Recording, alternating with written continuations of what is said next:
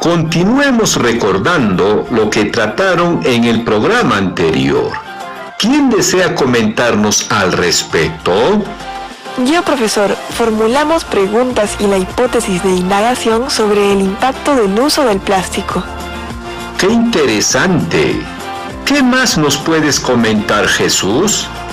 Además, hemos propuesto actividades y procedimientos para obtener, organizar y registrar datos fiables que permitan verificar la hipótesis. Por otro lado, me ha generado preocupación el uso excesivo del plástico y cómo esto contamina a nuestras comunidades. Patricia, ¿qué opinas al respecto? Es cierto, ¿qué podemos hacer para reducir el uso del plástico y quizás para reciclarlo? De esta manera podemos contribuir al cuidado del ambiente en nuestras comunidades. Me alegra su actitud para contribuir al cuidado del ambiente y con algo tan importante que es la reducción del uso del plástico. Estoy seguro que el programa de hoy nos ayudará en esta tarea.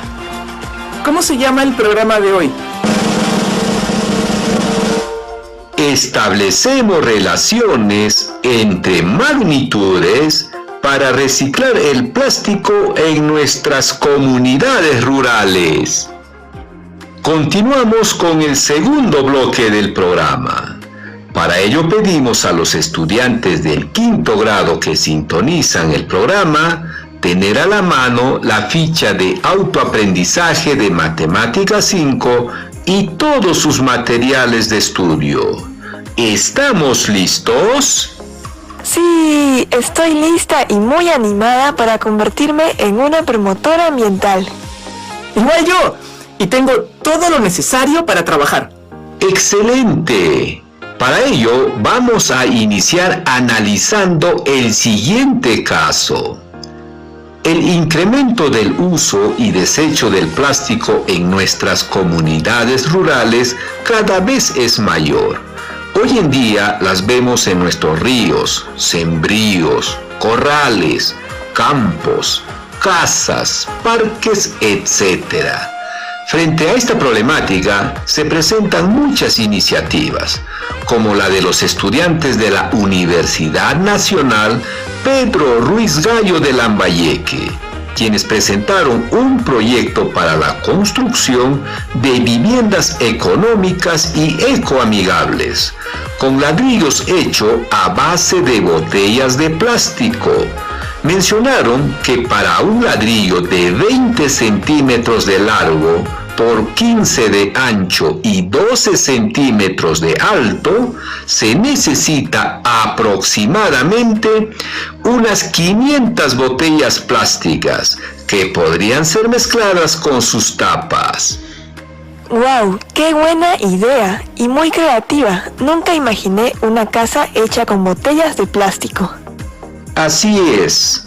Además, Efraín, estudiante de la universidad, quiere cercar un terreno de forma rectangular que colinda con su casa para guardar los ladrillos. Y tiene ladrillos para cercar 60 metros lineales. ¿De qué manera podemos calcular el área máxima para ser aprovechado como depósito? ¿Y cómo influye esta alternativa en beneficio del ambiente?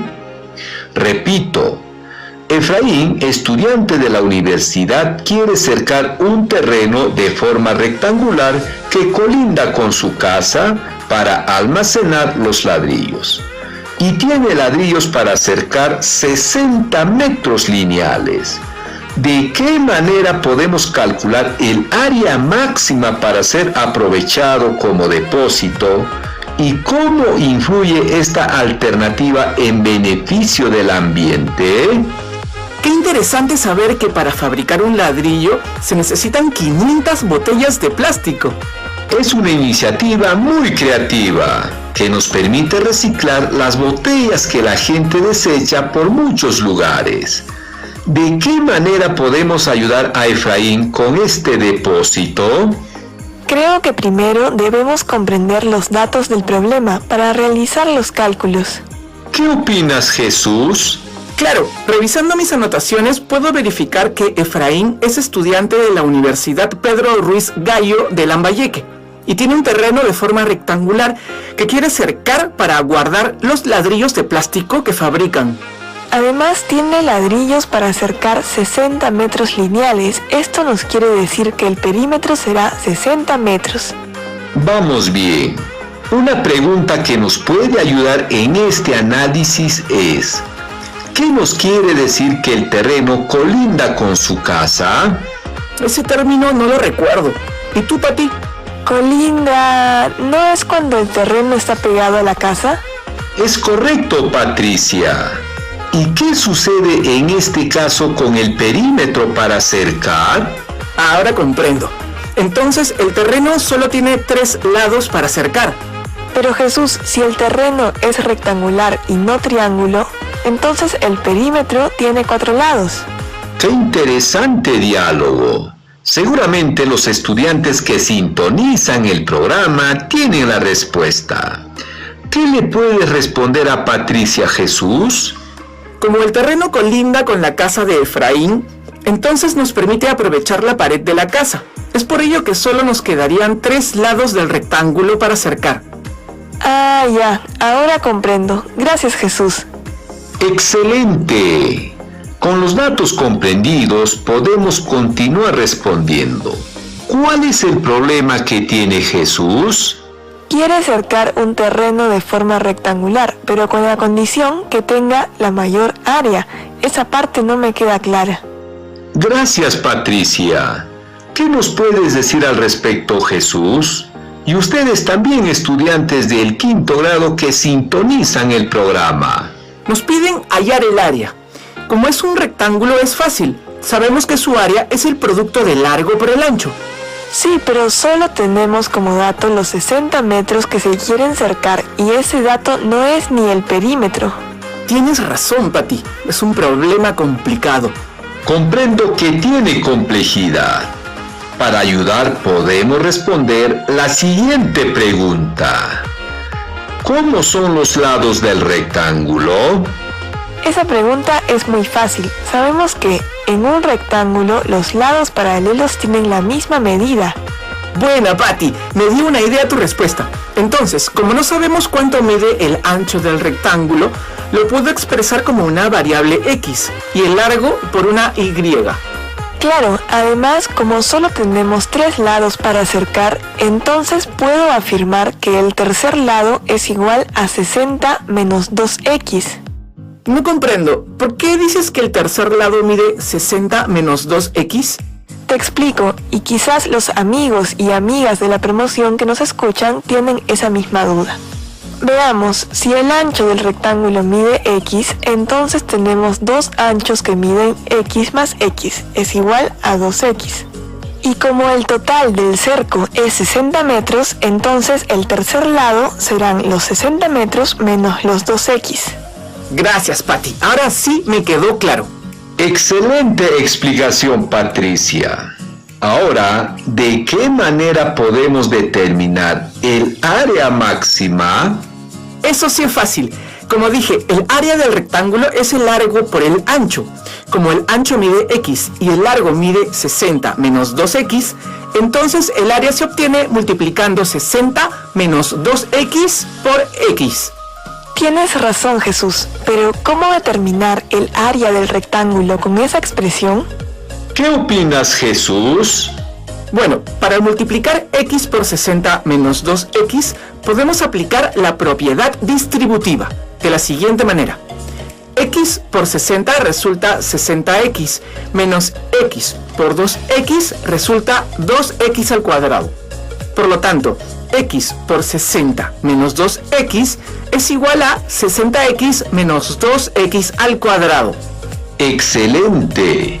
Entonces hemos hallado la función de segundo grado que nos permite hallar el área del depósito que desea cercar Efraín. ¿Por qué es una función de segundo grado?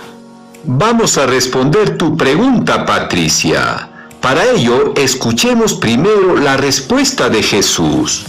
Una función de segundo grado, no lo recuerdo. Bien, recordemos entonces la definición. La función de segundo grado tiene la forma de f de x es igual a ax al cuadrado más bx más c, donde los coeficientes son a, b y c. Además, a es diferente de 0. Es de segundo grado porque el grado del polinomio es 2. Ahora lo recuerdo. Si el exponente fuera 1, sería de primer grado. Es correcto, Patricia. Claro, por eso en la definición dice que el coeficiente a debe ser diferente de 0 para garantizar que se trata de una función de segundo grado. Pero nuestra función no tiene esa forma. Buena observación. Analicemos la función que hemos obtenido. El área es igual a 60x menos 2x al cuadrado. En este caso, el área lo podemos representar por f de x. ¿Por qué la reemplazamos por f de x, profesor? Porque el valor del área va a depender de los valores que tome la variable x. Claro, entonces podemos afirmar que el valor del área del rectángulo varía en función de los valores que tomará la variable x. De ahí viene el nombre de función. Ahora sí que estoy comprendiendo. Es correcto, Jesús. Patricia, ¿puedes expresar la función de segundo grado según la forma general? Voy a intentarlo. De paso me dicen si estoy comprendiendo. La función que nos permitirá hallar la máxima área del depósito es f de x es igual a menos 2x al cuadrado más 60x, donde los coeficientes son menos 2 y 60. Además, recuerdo que la función lineal, su gráfica es una recta. ¿Cómo es la gráfica de una función cuadrática? Buena respuesta, Patricia. En relación a la pregunta, ¿qué nos puedes decir, Jesús? Recuerdo que su gráfica no es una recta, es una curva que se abre hacia arriba o hacia abajo, pero no recuerdo su nombre. Muy bien, seguro que tu respuesta ayudó a los estudiantes que sintonizan el programa a recordar el nombre. La gráfica de una ecuación de segundo grado es una parábola. Como lo ha mencionado Jesús, son curvas que se abren hacia arriba si el coeficiente de la variable cuadrática es positivo y se abre hacia abajo si el coeficiente es negativo. Entonces la gráfica de nuestra función será una parábola negativa porque se abrirá hacia abajo. Claro, ahora recuerdo que las parábolas tienen vértices, ¿verdad, profesor? Claro que sí. Como la parábola en nuestro caso se abre hacia abajo, entonces su vértice estará en la parte superior. Esto quiere decir que los valores tomarán un valor máximo antes de bajar. Es por ello que la función de segundo grado nos permite hallar el valor máximo del área. ¿Qué pasa si la parábola se abre hacia arriba? En este caso, el vértice sería el valor mínimo que tomaría la función. Entonces, podemos afirmar que las funciones de segundo grado nos permiten calcular los valores máximos y mínimos. Es correcto, Jesús. Ahora les pregunto, ¿qué aprendieron en el programa de hoy? Yo, profesor, establecimos relaciones entre datos y variación entre las magnitudes del área del terreno para el depósito de los ladrillos de las botellas de plástico. Sí, además transformamos esas relaciones a una función cuadrática con la finalidad de calcular el área máxima del depósito. Estudiantes del quinto grado de secundaria, para consolidar sus aprendizajes, les pedimos que formulen una situación problemática de su comunidad relacionada al reciclaje del plástico y luego traduzcan esas relaciones en una función cuadrática. Después, revisen la actividad con los siguientes criterios. Identifica las regularidades que se producen entre los valores que se analizan en el problema del reciclaje de plástico en su comunidad. Establece relaciones entre magnitudes que se identifican en el problema del reciclaje de plástico para transformarla en una función de segundo grado. Asimismo, desarrollen la ficha de autoaprendizaje de matemática 5, páginas del 44 al 46, y del cuaderno de trabajo de matemática Resolvamos Problema 5, páginas 79 al 81. Repito, desarrollen la ficha de autoaprendizaje de matemática 5, páginas del 44 al 46, y del cuaderno de trabajo de matemática Resolvamos Problema 5, páginas 79 al 81. Luego, reflexionen sobre las siguientes preguntas. ¿Qué situaciones favorecieron tu aprendizaje y cuáles lo dificultaron? ¿Qué hiciste para superarlo?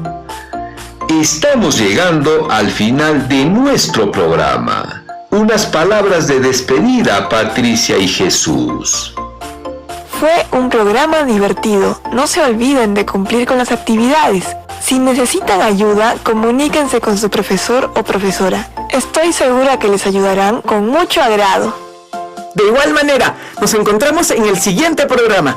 No se olviden de desarrollar las actividades y se cuidan, por favor. Colegas docentes, reconocemos el esfuerzo que hacen para acompañar y retroalimentar a sus estudiantes. Bríndales orientaciones en la formulación de una situación problemática de su comunidad relacionada al reciclaje del plástico, luego que traduzcan esas relaciones en una función cuadrática. Asimismo, recojan sus evidencias, analícenlas y retroaliméntenlas considerando los siguientes criterios. Identifica regularidades que se producen entre los valores que analiza en el problema del reciclaje de plástico en su comunidad. Establece relaciones entre magnitudes que identifiquen el problema del reciclaje de plástico para transformarla en una función de segundo grado.